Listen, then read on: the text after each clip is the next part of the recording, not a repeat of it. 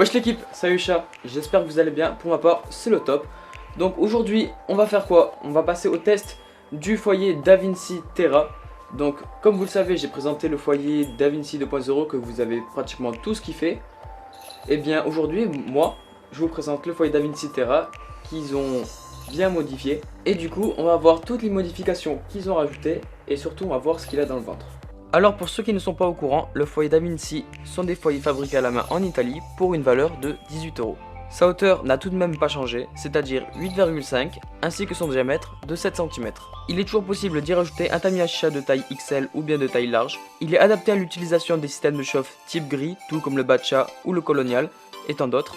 Et voire même pour être fumé sur le Octopus Plankton ou bien le One Smoke. Ensuite on y retrouve toujours cette ficelle qui entoure le foyer d'une étiquette mais qui a été modifiée, ce qui est bien mieux. L'inscription sur cette étiquette reste toujours la même, c'est de l'italien, je vous fais sa traduction, ça dit de l'ancienne tradition en pierre pour une fumée parfaite. Les initiales DV sont estampillées sur le foyer, donc vous l'avez bien compris, ça représente la marque DaVinci. Et ce foyer sera disponible uniquement dans cette couleur. Pour la préparation, cette fois-ci je vais le préparer sans le tamis car vous m'en avez fait la demande.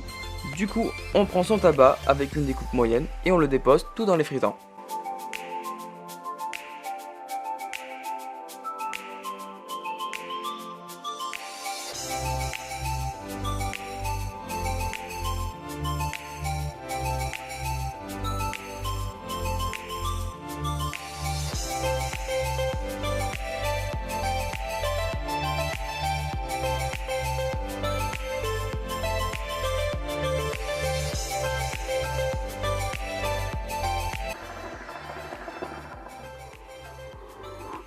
Donc on va en venir au point positif de ce foyer.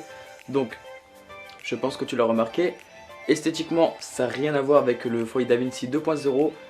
Le Terra est juste magnifique. Son petit côté désert ça lui donne un style de fou. En plus avec l'étiquette, comme ça, juste parfait. Vraiment, vraiment super beau.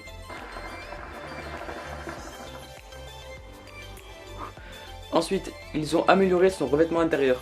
Donc ce qui explique qu'il est beaucoup plus lisse, qui est donc beaucoup plus simple à nettoyer. Ensuite, on a toujours nos 5 trous d'aération.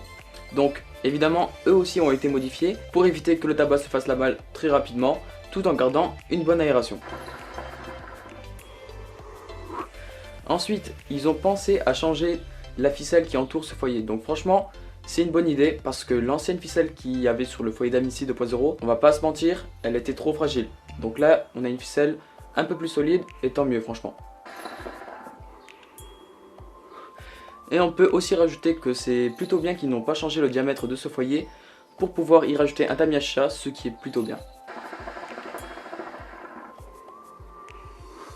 Pour cette conclusion, donc on est sur un foyer qui a bien été retouché, que ce soit esthétiquement ou autre. Franchement, pour 3 € de plus, franchement je trouve ça vraiment très raisonnable vu toutes les modifications qu'ils ont pu y faire.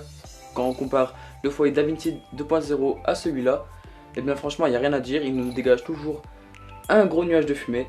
En même temps, tout est dans la préparation les gars. Bref, en soi, je trouve qu'il est bien meilleur que le foyer DaVinci 2.0. Bref, c'est la fin de cette vidéo, j'espère qu'elle t'aura fait kiffer. Je t'invite à t'abonner à ma chaîne, de cliquer sur la cloche pour suivre l'actualité de mes vidéos, de me rejoindre sur les réseaux sociaux, tout sera à la fin comme d'habitude. Et je te laisse sur ces 3 dernières notes.